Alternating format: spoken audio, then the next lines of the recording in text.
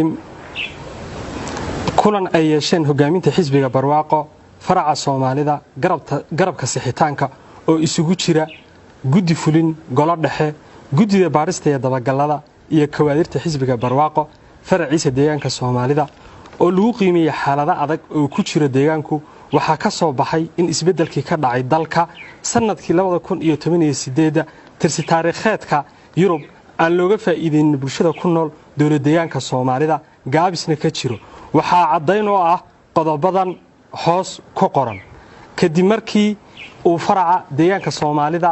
xisbiga barwaaqo qaybtiisa sixitaanku ay yeesheen kulamo isxiga waxa ka soo baxay baaqan soo socda waxa cadeyn oo ah qodobadan hoos ku qoran koow hogaaminta xisbigu kuma dhaqmaan barnaamijka siyaasadeed xeer hoosaadka iyo sharciga nidaamka istiraatiijiyadda iyo barnaamijka siyaasadeed ee xisbiga lambar 2 waxay ku fashilmeen xaqiijinta in shacabku helaan maamul suuban adeeg hufan ilaalinta sareynta sharciga iyo ilaalinta hantida shacabka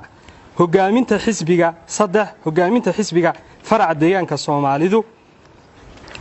waxay iyadoo aan la marin nidaamka xisbiga ay si toosa u eeriyaan xubnaha xisbiga ee markaa magacawnaa lambar 4 hogaamintu waxay ku fashilmeen inay xoojiyaan hay'ad ku shaqaynta isla halganka dhexdooda ah iyo dimuqraadiyadda xisbiga dhexdiisa qiimeyntoodu waxay dhaafi weyday isqarsi iyo xal mastur lambar 5 hogaaminta deegaanku badankood kuwa lagu soo xushay aragti xisbinimo ma aha lambar 6 mas'uuliyiinta heer deegaan xisbiga barwaaqo faraciisa Soomaalidu waxay afduubeen geedi socodka xulashada qofka metelaya shacabka deegaanka Soomaalida ee ka qayb galaya wada hadallada qaran ee la cilaamiyay ee la rabo shucuubta wadanku inay si nabadgelyo uga wada hadlaan danahooda ee loo balansan yahay iyadoo aan la diyaarinin waxa la isku raacay oo laga mideysan yahay haddaba waxaan cambaaraynaynaa nidaamka ay qaateen hogaaminta sare ee xisbiga oo ah baalmaridda nidaamka xisbinimo isdifaacasho cadaan la'aan isla xisaabtan la'aan iyo inay ilaashadaan maslaxadooda gaar ahaaneed tan xisbina ay banaanka iska dhigaan ugu dambayn maadaama ayna jirin nidaam xisbi waxa waajib ah in saxiitaan siyaasi lagu sameeyo hogaaminta xisbiga barwaaqo faracooda deegaanka Soomaalida sida daraadeed hogaaminta sare ee heer wadan iyo xarunta dhexe xisbiga barwaaqo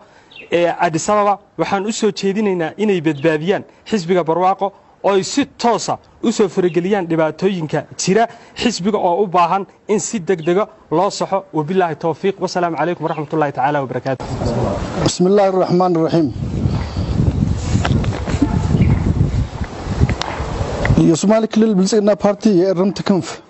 ይህ ጉባኤ የፓርቲውን የሥራ አስፈጻሚ ማዕከላዊ ኮሚቴ የክትትልና የቁጥጥር አካላት እንዲሁም የፓርቲውን አባላት ጉባኤ ሲሆን ይህን በዛሬው ዕለት ይህንን መግለጫ አስተላልፈዋል። በአገራችን በ2010 ዓመተ ምህረት ማገባደጃ ላይ አገራዊ ለውጥ መከሰቱ የሚታወስ ነው። ይሁን እንጂ ማህበረሰባችን ከለውጡ ትሩፋቶች ሊቋደስና ሊያጣጥም እድለኛ ሆኖ አልተገኘም።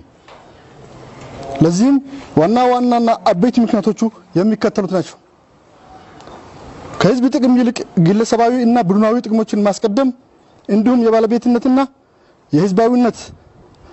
ህዝባዊነትን ያማከለ ስሜት ከማረጋገጥ አኳያ የተሰሩ ስራዎች ማነስ አሊያም አለመኖር በአራማጅነት እና በፖለቲካ እና በበሳል ፖለቲካ አስተሳሰብ መመራት አለመቻል የዜጎች የሹመት ሽረት ሂደቱ ግልጽነት የጎደለው በግለሰብ በቡድን ውሳኔ የሚመራ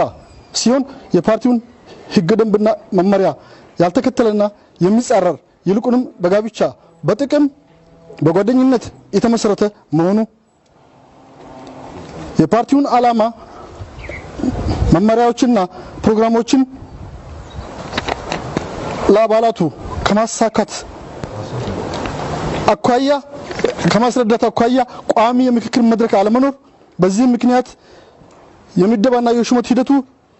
የግለሰቦችን የፖለቲካ ብስለትና የፓርቲውን ዓላማና ፕሮግራም ግንዛቤ ያላማከለ መሆኑ በአገራዊ የእርቅና የጋራ ውይይት ላይ የሚሳተፉ የግለሰብ እጮች ምልመላ እና መረጣ ሂደት ግልጽ አለመሆን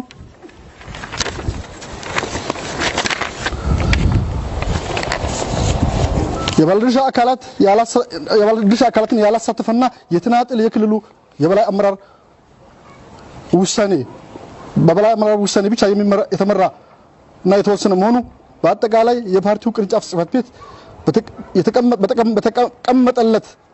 ውስጥ ደንብና ፕሮግራም ባለመመራቱ ጽህፈት ቤቱ የፓርቲውን ዓላማዎችና ፕሮግራሞችን የማያሳካ መሆኑንና በአጠቃላይ ለውጡ በክልል ደረጃ መንገድ መሳቱንና እርምት የሚያስፈልግ በመሆኑ እርምት ካልተወሰደ ወቅታዊና ተገቢ እርምት ካልተወሰደ ክልሉ ከማይወጣው ፖለቲካዊና ኢኮኖሚያዊ ማህበራዊ አዘቅት ውስጥ ሊዘፈቅና የከፋ ክልላዊና አገራዊ